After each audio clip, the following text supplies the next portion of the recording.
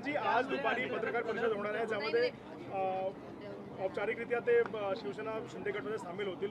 काय सांगाल तुम्ही त्याबद्दल? मला वाटतं शिवसेना शिंदे गट वगैरे नाही आहे, एकच शिवसेना ती म्हणजे शिवसेना उद्धव बाळासाहेब ठाकरे पक्ष.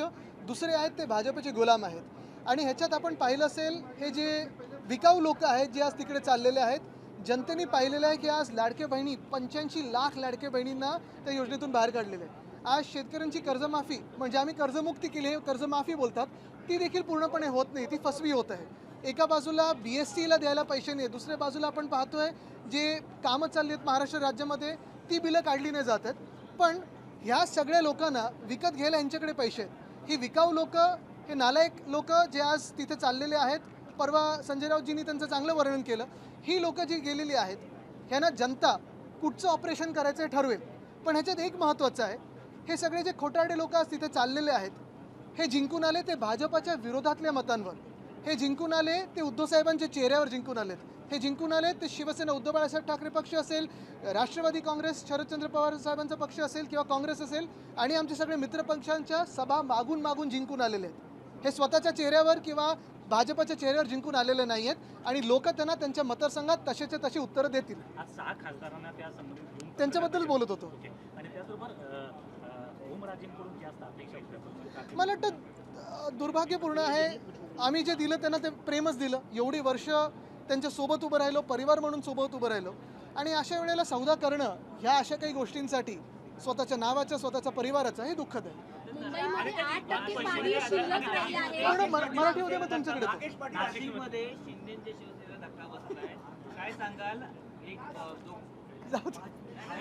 अरे हसता हसता बोलता नाही येत, हसता हसता बोलता नाही येत. भाजपने शिंदेचा करेक्ट कार्यक्रम केलेला आहे का आदित्यजी?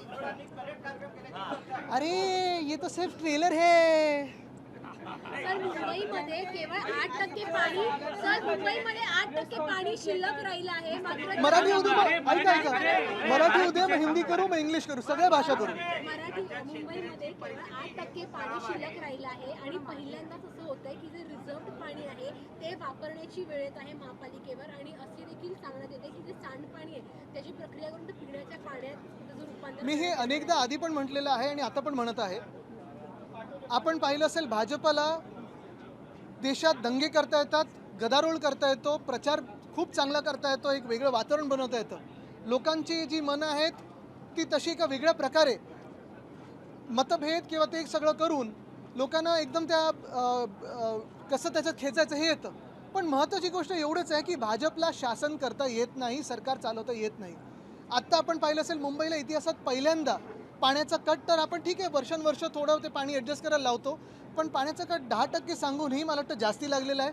जे पाणी येतं आहे ते गढूळ पाणी येत आहे आणि असं सगळं मुंबई कधी अशी चालत नव्हती आधी. आता नुसतं पाण्याचे कट नाही तर विजेचे कट देखील लागायला लागलेले आहेत, BSTचा पॉवर ट्रिपिंग व्हायला लागलेला आहे आणि एवढं नुसतं मुंबईत नाही तर पुण्यात आलटून पालटून पाणी यायला लागलेलं आहे. म्हणजे इथेनॉल सगळेसाठी पाणी खेचत आहेत पण अजूनही लोकांना पिण्याचं पाणी मिळत नाही आहे. आणि म्हणून भाजप सरकार चालवण्यापेक्षा नुसतं तोडफोड कशी करायची, लोकांचे पक्ष कसे फोडायची, लोकांची घरं कशी तोडायची ह्याच्यावर लक्ष केंद्रित करू नये. थोडं ह्याच्याकडून लक्ष काढलं, निवडणुकींकडून लक्ष काढलं आणि शासन जिथे जिथे जिंकलेत ते चालवण्यात जर लक्ष दिलं तर सरकारं अजून चांगली चालू शकतात. पण हेच माझं म्हणणं आहे की हे आमदार फोडा, मग आता खासदार फोडू, मग आता आम्ही परत एकदा तुमचे आमदार फोडू, मग नगरसेवक फोडू. थोडं तरी लक्ष तुम्हाला ज्याच्यासाठी निवडून दिलं असेल त्या निवडणूक आयोगाने त्याच्यावर तर टाका. आणि अजून एक तुम्हाला सांगतो, जो डिसॅलिनेशन प्लांट जो आम्ही समुद्राचं पाणी गोड करण्याचा प्लांट आम्ही काढत होतो तो जर 2021 साली जो आम्ही मंजूर केला होता तो आत्तापर्यंत पूर्ण केला असता, 2025 साली पूर्ण व्हायला पाहिजे होता, तर ह्यानं आज ही पूर्ण मुंबईकरांवर वेळ आणण्याची पाळीच नसती आली.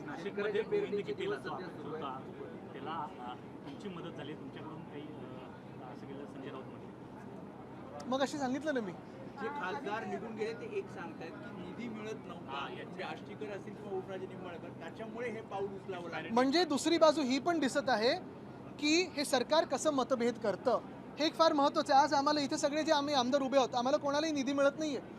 जेव्हा कुठचंही आत्ता एवढ्या 80 वर्षाचा जो इतिहास आहे आपल्या देशाचा, जी कुठची सत्ताधारी पक्ष असतील विरोधी पक्षाला देखील थोडाफार पण तो निधी तरी द्यायचे, कारण आम्ही जे येतो ते जनतेतून निवडून येतो.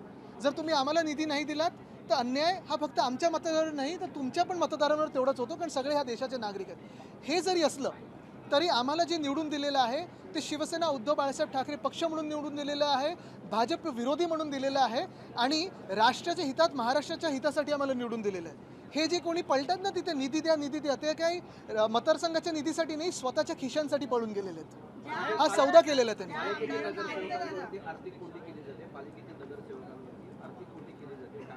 आता तुम्ही हेच तर सांगितलं ना मी, आर्थिक कोंडी म्हणजे पैसे कोणाचे, जनतेचे आहेत ना. तुम्ही स्वतःच्या सत्तेसाठी वापरता, लोकांची पक्षांची तोडफोड करण्यासाठी वापरता. हे पैसे जे आहेत ते जनतेचे, जनहिताचे तसे वापरले गेले पाहिजेत. पण एका बाजूला तुम्ही पाहिलं असेल मिसिंग लिंकवर पुण्याच्यात तर मी गेलो होतो परवा, मला तुम्ही 10 मीटर दाखवा जे सपाट असेल, तिथे पण भ्रष्टाचार दिसतोय. वरती खालती रस्ता आहे. एक रस्त्याने चांगला बनवलेला दाखवा मला. नॅशनल हायवे दाखवा किंवा स्टेट हायवे दाखवा किंवा MSRDCचं दाखवा. हा तुमचा मगाचा आर्थिक अडचणीमध्ये शेतकरी आहे, आर्थिक अडचणी आहे शेतकऱ्याला. अशा वेळी कर्जमाफीबाबत ज्या अटी आहेत त्याबाबत आपण नाराजी व्यक्त केली. एकंदरीत या सगळ्या गोष्टींवरती बोलण्यापेक्षा आता खासदार थोडी हेच तर मी सांगतोय. म्हणजे हे सगळं सोडून भाजप आणि त्यांचे जे मित्र पक्ष आहेत आणि त्यांचे जे गुलाम पक्ष आहेत ते नुसतं खासदार कसे फोडायचे, आमदार कसे फोडायचे, सत्ता अजून कशी प्राप्त करायची. आणि ह्यांना परत एकदा सांगतो, हे आमचे आमदार खासदार का फोडतात? कारण यांना महामानव डॉक्टर बाबासाहेब आंबेडकरांनी लिहिलेलं संविधान बदलायचं आहे. ह्या देशाच्या जनतेने 2024मध्ये ह्यांना रोखलं, 2040वर रोखलं आणि म्हणून हे सगळे खासदार निवडून दिले होते. आता हेच खासदार फोडून त्यांना परत महामानव डॉक्टर बाबासाहेब आंबेडकरांचं संविधान हे बदलायचं आहे.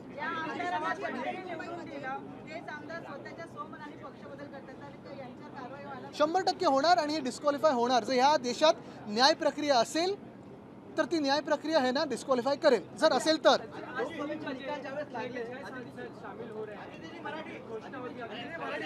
पूर्ण मराठी उद्या मग हिंदी.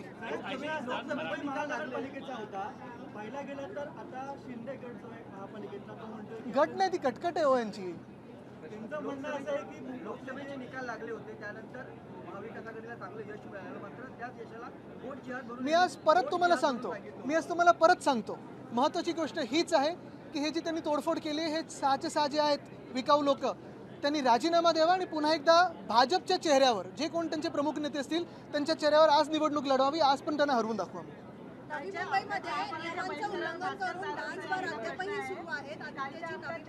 बहिष्कारावरती भास्कर जाधवांना भास होतोय असं काल सीएम बोलले. नवी मुंबईमध्ये नियमांचं उल्लंघन करून डान्स बार अद्यापही सुरू आहे. मागच्या अधिवेशनात देखील हा मुद्दा उपस्थित केला होता, तेव्हा अधिवेशनाच्या काळापुरती हे डान्स बार बंद केला. पण आता जो लोकशाहीने व्हिडिओ दाखवला त्यामध्ये पोलीस कॉन्स्टेबल जे नवी मुंबईचे आहेत महेश बचोटे यांचा थेट त्या व्हिडिओमध्ये संपूर्ण व्हिडिओ त्यांचा पाहायला मिळतो. आता त्यांना कोण बचवते?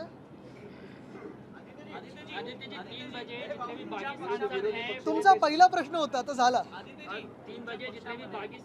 थांबा, आमच्या वरळीचे एक शेवटचा प्रश्न देऊया. बिलडी आता खुलेपणाने दिसत आहे. भास्कर जाधवांचा एक व्हिडिओ व्हायरल झाला होता. मिलिंद नार्वेकर आलं तर काय झालं, तर त्याच्यावर आज मिलिंद नार्वेकरांनी अरे मला वाटतं ह्याच्यात एवढे देशात आणि राज्यात एवढे महत्त्वाचे प्रश्न आहेत ना, ह्यांनी पण तेवढे इम्पॉर्टन्स दिला नाही, त्यांनी पण इम्पॉर्टन्स दिलं नाही. हे चालू असतं ना. आता आपल्या वरळीत किती चालू असतं, थोडं चालू असतं. हेल्दी जी आज जो 6 बागी सांसद हैं वो औपचारिक बागी नहीं, डरपोक है और बिकाऊ है. वो शिवसेना के शिंदे गुट में शामिल हो जाएंगे, इस बात की चर्चा है कि प्रेस कॉन्फ्रेंस होगी. इस पे क्या प्रतिक्रिया है ओवरऑल? जो 6 बागी नहीं बिकाऊ सांसद है वो चुन के आए थे उद्धव बाळासाहेब ठाकरे इनके चेहरे पे. जो वो चुन के आए थे वो महाविकास आघाड़ी और इंडिया अलायंस के चेहरे पे. वो जो चुन के आए थे वो भाजपा के खिलाफ आए थे, जिस भाजपा को इस देश का संविधान बदलना है. आज भाजपा इनको तोड़फोड़ करके जो अपने पक्ष में अपने दल में शामिल करना चाहती है, दलदल में शामिल करना चाहती है, वो इसीलिए करना चाहती है ताकि वो देश का संविधान बदल सके. उनको 2/3 जो मेजॉरिटी है वही प्राप्त करना चाहती है और ताकि देश में संविधान बदल सके, यही उनका लक्ष्य है. एक असं करूँ. पिछली बार जो शिवसेना में फूट हुई थी उसके बाद जो कानूनी लड़ाई थी वो लंबी चली, अब तक खत्म नहीं हुई है. दूसरी बार ये लड़ाई आप कैसे जीतेंगे, इसके लिए क्या करनी है? और गोवा का भी केस पेंडिंग है. यही तो बात है. अगर इस देश में कानून व्यवस्था है, न्याय प्रक्रिया है, तो हम यही अपेक्षित करते हैं कि न्याय हमें मिले. ये न्याय सिर्फ हमारे पार्टी के लिए नहीं है. जैसे आज हमारी पार्टी को तोड़ा है वैसे आम आदमी पार्टी को भी तोड़ा, टीएमसी को तोड़ा है, कल कोई भाजपा को जाके तोड़ेगा. लेकिन क्योंकि ऐसे राक्षस तो उधर भी जा सकते हैं. लेकिन यही बात है कि अगर हम कानून से चले, क्या हम संविधान से चले, तो फिर इस देश में संविधान का अगर राज्य हो और संविधान का राज हो तो हमें न्याय मिलेगा. यही अपेक्षा है और अगली तारीख जब है तभी न्याय मिलेगा, यही हम अपेक्षा कर रहे हैं. पार्टी में जो सांसद बाकी है वो बार बार ये कह रहे हैं कि हमें फंड नहीं मिल रहा था इसलिए जाना जरूरी। अपने कार्यकर्ताओं से बात करते हुए कहते हैं क्या सत्ता के साथ जाना बहुत जरूरी है, क्योंकि क्या कभी उन्होंने आपके पास ये शिकायत की थी? क्या सिर्फ फंड हम सारे जो यहाँ विधायक हैं, हमें भी जो स्पेशल फंड है वो कभी नहीं मिलता है, वैसे ही ना सांसदों को मिलता है। लेकिन ये लड़ाई फंड के बारे में नहीं है। लोग भी समझते हैं कि ये भाजपा का जो शासन है वो शासन पे नहीं ध्यान देता है। आज देखो किसानों का कर्जा माफ़ नहीं हुआ है ठीक तरीके से। महिलाओं को लाडली बहना योजना से 80 लाख महिलाओं को निकाला है। बहुत सारे प्रश्न हैं। आज महंगाई बढ़ती जा रही है, गैस डीजल पेट्रोल के तो सवाल है ही, लेकिन ये सारी बातें छोड़ के नीट का भी सवाल तो है ही। ये सारी बातें एक तरफ, और भाजपा का जो एक सत्ता पिपासु वृत्ति है उनकी, वो तो दिख रही है। उनको 2/3 मेजॉरिटी चाहिए ताकि वह संविधान बदले। और आज ये जो फंड के बारे में बात कर रहे हैं, ये तो स्पष्ट कर रहे हैं कि भाजपा का शासन फेयर नहीं है, अनफेयर है। शिवसेना विधायक कह रहे हैं कि ऑपरेशन टाइगर 2 आज खत्म हुआ, टाइगर 3 ऑपरेशन की शुरुआत हुई है। शिवसेना विधायक ये मेरे साथ है, विधायक हमारे संपर्क में है। यही करते रहो, जिंदगी भर यही करते रहो, लेकिन शासन कब चलाओगे? आज जनता भी सवाल पूछ रही है कि आपको ये विधायक या खासदार, ये सांसद तोड़ने के लिए जितना पैसा लगता है, 2-3 किसानों का कर्जा तो मुक्त करके दिखाए उतने पैसों में। यही बात है ना कि आप चुन के किस लिए दिया था, क्यों दिया आपको चुन के? सारा शासन एक तरफ और आपके जो ये गंदे काम है वो आप उसी में व्यस्त हो। आदित्य जी, आज महाराष्ट्र में बीजेपी से ज़्यादा सांसद जो है वो शिवसेना के हो जाएंगे, एकनाथ शिंदे के।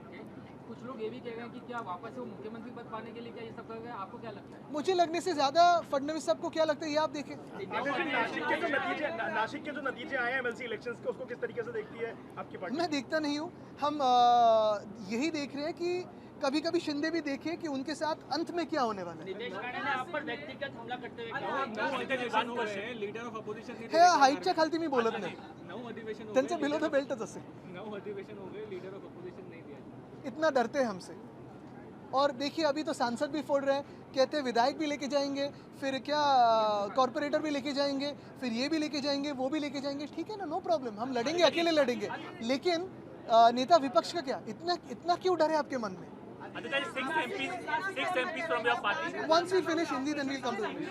नासिक में हम देख रहे हैं कि ऑपरेशन नासिक हार जाते हैं शिवसेना के जो उम्मीदवार थे, गोकुल गुप्ते जीत जाते हैं, और दूसरी ओर बीजेपी अपने सांसद जो उनको ऑपरेशन एकनाथ शिंदे शुरू वहाँ पे अलग न्याय है, यहाँ पे अलग न्याय के बाद बताया इन्होंने, भाजपा ने भी ऑपरेशन तुड़वा अलग तरीके से शुरू किया। करिए, 100 कोशिश करिए। अभी जो दौरा बनाया है आपने, खासकर के सभी लोकसभा क्षेत्रों में जाएंगे जहाँ जहाँ से सांसद हो गए आपके, क्या लगता है जनता फिर से जुड़ेगी? प्रभाव हम तो यही कह रहे हैं, जो सांसद तोड़े आपने, जो सांसद खरीद लिए आपने, वो इस्तीफा दें और चुनाव लड़ने के लिए सामने आए। जो भी भाजपा का चेहरा उनके साथ रहेगा, चलो लड़िए हमारे साथ, हम आपको हरा के दिखाएंगे, हम जीत के दिखाएंगे, क्योंकि हमने लोगों के दिल जीते हैं। अधिवेशनाचा पहिला दिवस आहे, अधिवेशन संपेपर्यंत विचारा, त्यांनाच विचारा। Aditya, 6 rebel MPs from your party are defecting towards Eknath Shinde Shivsena party. Legally and constitutionally, what will be your plan of These are not rebel MPs, these are MPs who had put themselves out in the market to be bought, and they've been bought today. It's unfortunate for them, it's unfortunate for their families and their reputation. Eknath Shinde is also saying that Operation Tiger will continue for MLAs as well as That corporators. shameless thief wants to become the chief minister. He tries to destabilize the government every time, and he will want to eat the BJP at some time. But the most important thing today is he should focus on his department and his work. Apart from that, he's been focusing on everything. Thank you. हाँ ठीक है। निवडणुका झाल्या, नाशिकमध्ये महायुतीला चट्टा पाहायला मिळालेला आहे। एका उमेदवाराने एकाचा बाप काढलेला होता, ओबीसीने आपला बाप दाखवला। मला वाटतं सगळ्या घाणेरड्या राजकारणाला बाजूला ठेवून मी सतत सांगत आहे की लोक बघतात की तुम्हाला तर निवडून दिलं ना, तुम्ही काम काय करताय? हे पक्ष फोडायचे, विकत घ्यायचे, अमुक करू तमुक करू, हे सगळं सोडून जरा काम काय चाललंय, लोकांचे हाल काय आहेत ना रस्त्यावर, ते जरा बघा।